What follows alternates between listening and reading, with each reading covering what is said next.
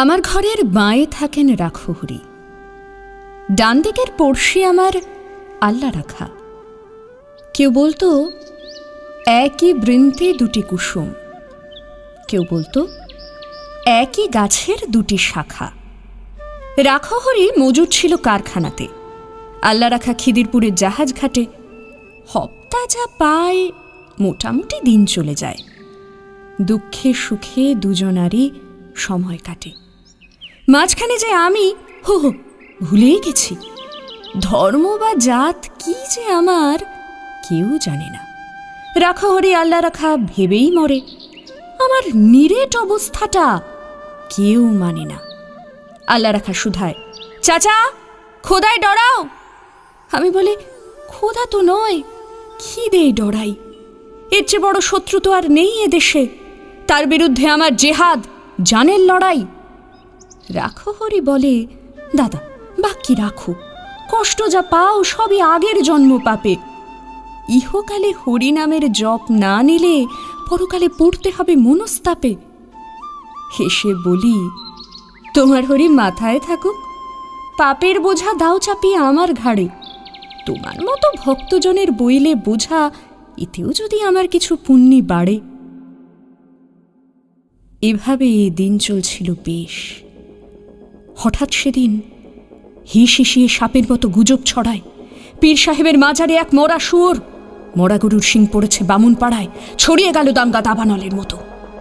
আল্লা রাখা লাফিয়ে এলো সড়কি হাতে, রাখহরির তেল পাকা এক বাঁশের লাঠি ভাঁটার মতো ঘুরছে দুচোখ রাগের তাতে।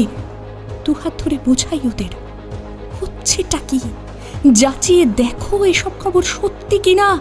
আল্লা রাখা বলে, কাফের হাট যাবি, লেচ্ছ চেঁচায় রাখহরি, আর ছবি না।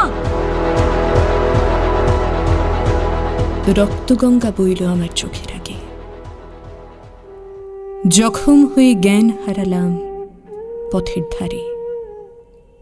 ততক্ষণে ওরাও দুজন ভূতলশায়ী, পরস্পরের সড়কি এবং লাঠির মারে।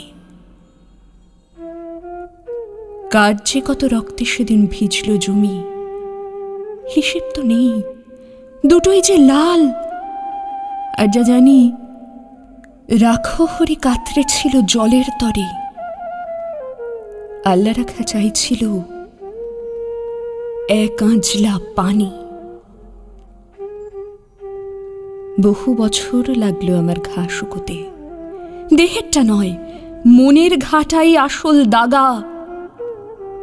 ঘরে যে যাই সে ইচ্ছেটাও আর ছিল না, ফিরব কোথায়, ঘর তো আমার আগুন লাগা। তবু সেদিন চাইল কি মন, গেলাম ফিরে। আকাশটা নীল, অলস দুপুর, হইসে পাড়া, উঠছে ফড়িং। কোথাও গ্লানির চিহ্ন তো নেই, ইতস্তত ভাঙা বাড়ির দেয়াল ছাড়া।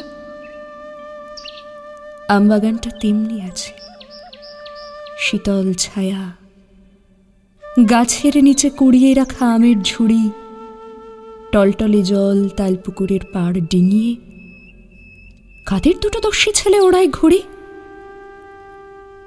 হঠাৎ যেন বাজের মতন ঝিলিক দিয়ে এক নিমেষে উধাও হলো মনের ধোঁকা। সুতো টানছে আল্লা রাখার ছেলে করিম, লাটাই গুটোয় কানাই, সে যে রাখহরির খোকা।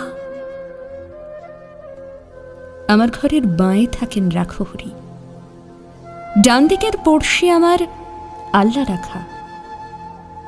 কেউ বলতো একই বৃন্তে দুটি কুসুম, কেউ বলতো একই গাছের দুটি শাখা।